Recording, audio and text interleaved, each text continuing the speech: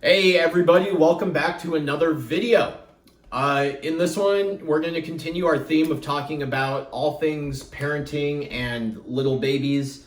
And in this video, we want to talk about punishment basically, and this idea of gentle punishment versus punitive punishment versus... I would call it gentle discipline because it's not punishment at all. Yeah, okay, that's good. Gentle discipline versus punishment. Let's put it that way. And the reason we want to talk about it is because, well, it's important, and also there's a very obvious, historical precedent for a certain type of punishment that society as a whole has kind of moved away from.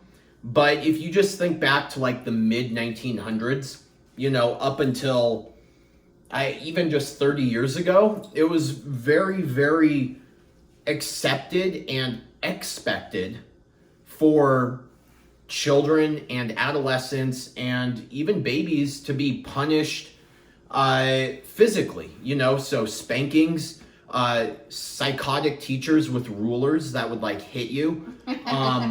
And do other hey, we were both spanked. Yeah, we were both spanked as kids, as an example. My discipline was not nice. And coming from with me, I was spanked, and all it did was piss you off. Yeah, make me upset, or stupid things like rinsing my mouth out with soap. All it did was piss me off, make me resent the person, make me find ways to not do the punishment. So, I'm not actually going to rinse my mouth out with soap. I'm going to pretend like I am and not do it. And, just want to get revenge through the primary means possible, which as a young child involves heavy emotional manipulation. So at school, it would be just really tearing down teachers, and in my experience, making them cry. I have a lot of experience making my teachers cry in early childhood, like elementary school, because I would want to make them hurt in the same way they were making me hurt. It's not a good mindset to teach a child. No, and I made a post last week, and that's what spurred this, about respecting your child. We often tell them to listen to us just because we're the parent, right, with no explanation. But you have to respect them as a human. And so there was a lot of commenters. There's a huge comment section if anyone's interested. I lost my train of thought because... Okay, she lost her train of thought because of the baby. That's normal now. That's mom brain. That's mom what that's brain. Called. Okay. Well, anyways, you have to respect the child, right? Yeah, and this is where... If you want to be respected as an adult, you have to respect the child. So if you expect the child not to act out and act maliciously towards you, you have to respect them as a human. Yeah, and not act that way, towards them as well. And a lot of parents get caught in this idea of a power struggle between them and the child. And that's really the first failing, because there is no power struggle. You are the parent. But they're an intimate part of your family, and you need to treat them as such. You can't just go around treating them as lesser than you. Well, it's not just lesser, it's like property. That's how I was treated. or a pet, even. No, they're another human, one that, has rationality. They develop it eventually. And they do that as they grow. And so if you tell them to do something and they don't understand why, they're likely to going to have their own argument for why they should be able to do it. If you can't explain yourself and explain why you don't want them doing a certain behavior, right? Yeah. So gentle discipline is this idea... That's the method that we're using. Yes. And it's basically this idea where gentle parenting is you obviously have boundaries that are set for the child. Yeah, it's definitely not permissive parenting. I have things like, my mom calls it free range parenting, where people just let their kids do whatever and run in the street. That's absurd. No one does that. It's not permissive parenting. It's you have boundaries, obviously. You're the parent. So you set boundaries for the little one, but you also have age-appropriate expectations for them. Understanding that at different parts of their life, they have different cognitive capabilities. And you cannot, like, for example, if you're dealing with a 2-year-old toddler, it makes no sense to yell and scream at them and punish them with a spanking or anything, because they don't understand. They don't understand any of that. They don't have the cognitive ability. It would be like getting upset at your cat for doing something. It's like, they're a fucking cat. But people do. Yeah, but people like, do. Kick their dogs. Like, yeah. That's what I grew up around. Like, people being very violent all the time. Yeah. So So having age-appropriate expectations for them and understanding that they're going to develop more cognitive abilities as they get older, and you need to work with them on that, because there's no point of it getting mad at them for something they cannot do. They can't understand. It's like, dang it, glass of water, why can you not just be dry? Like, it makes no sense. You're getting upset at water because it cannot be dry. Like, duh, it's water. Like, darn it, toddler, why can't you just drive yourself to school? Like, it doesn't make sense. Pissed off about so much stupid stuff. Yeah, exactly. That we can't control, and that is not like worth getting upset if we just understood a little more. A child their prefrontal cortex isn't developed. They're in an egocentric state until they're like 7. Yeah. So it's like a dreamland.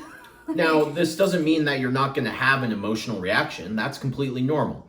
Case in point, earlier today when I was working, Tara was sitting on my desk peacefully, and then all of a sudden she just got up and pushed the stack of books that was sitting at the corner of my desk right off the desk.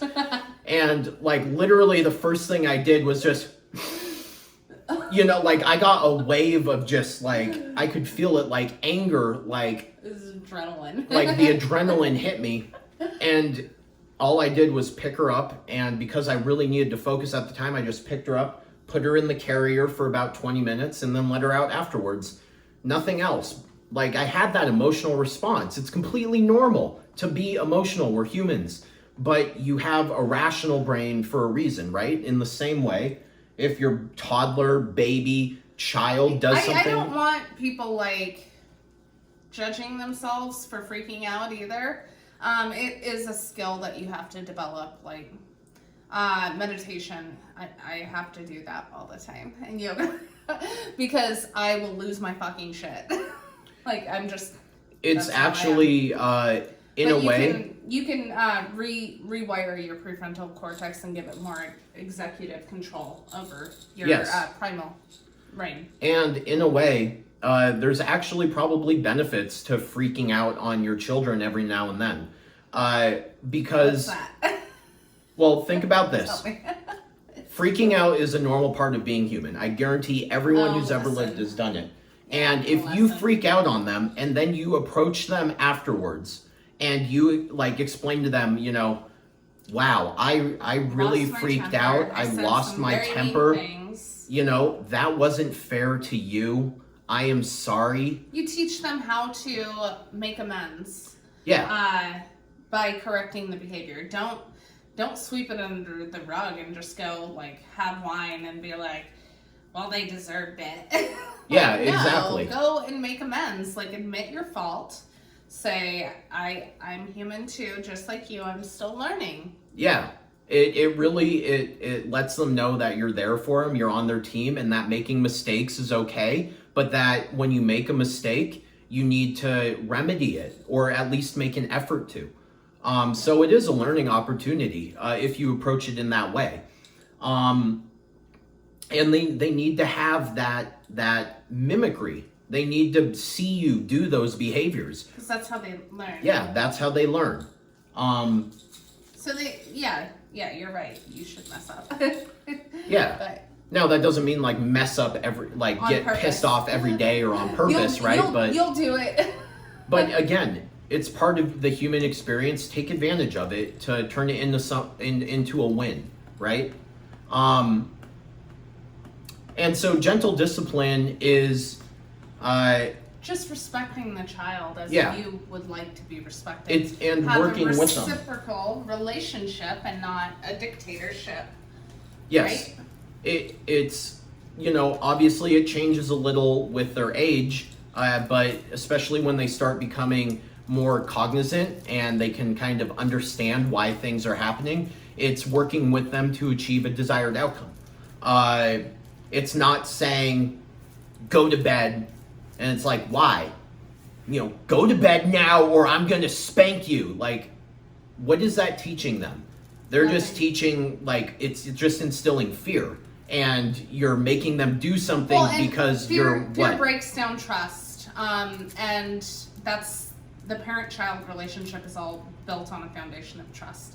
And if you instill fear in them, they will not trust you to tell you the things that we all say, oh, I'd love for my kids to tell me everything when they're a teenager, right? And they're going to parties. And, well, you're building that foundation of trust when they're little. Yeah, So, exactly. I told you so isn't going to build trust. It's also not going to teach them any critical thinking. Like, you're just going to present to them, I am the authority figure, do as I say. Okay, how's that going to treat them in life? I mean, look at the past 2 years. It fucked, billions of people because the authorities said to do something. It's like, all right, well, you're dead now because of a heart attack, so... Yeah. Anyway, okay, this is getting long. So an example real quick of working with your little one is, hey, it's time to go to bed, and it's like, but I don't want to go to bed yet. Well, you know how important sleep is for being a big and strong and being the best version of yourself, and we're going to be going to bed soon too. But I understand that you aren't tired right now. So what would you like to do? Do you want to read a book first, or should we go brush your teeth? How do you like to relax? Like what can we do to relax? It's not saying, okay, just go to bed whenever you want. Yeah, let me know when you want to go to bed. That would be permissive parenting. Instead, it's maintaining the point that they need to go to bed, but you do have a say in how you want to get there. Like, work with me. I'm on your team. And then they feel like they have some aspect of control, and they're going to be much more amicable in doing what you desire, really. Yeah, I'll link a book too in the blog post that I do on this that I recommend. So we'll do that. Yeah. Okay. Awesome. Oh, you want to see? He has a red forehead because of his helmet. We took it off for a break because it's a little heat rash. Yeah, poor thing. Yeah. We'll be like happy when helmet. that helmet's gone. We don't like it at all. Anyway, okay. Thank you for listening to yet another video. Hopefully you liked it. If you did, like the video, leave a comment, and if you haven't already, please subscribe to our YouTube channel. Thanks, everyone. Bye.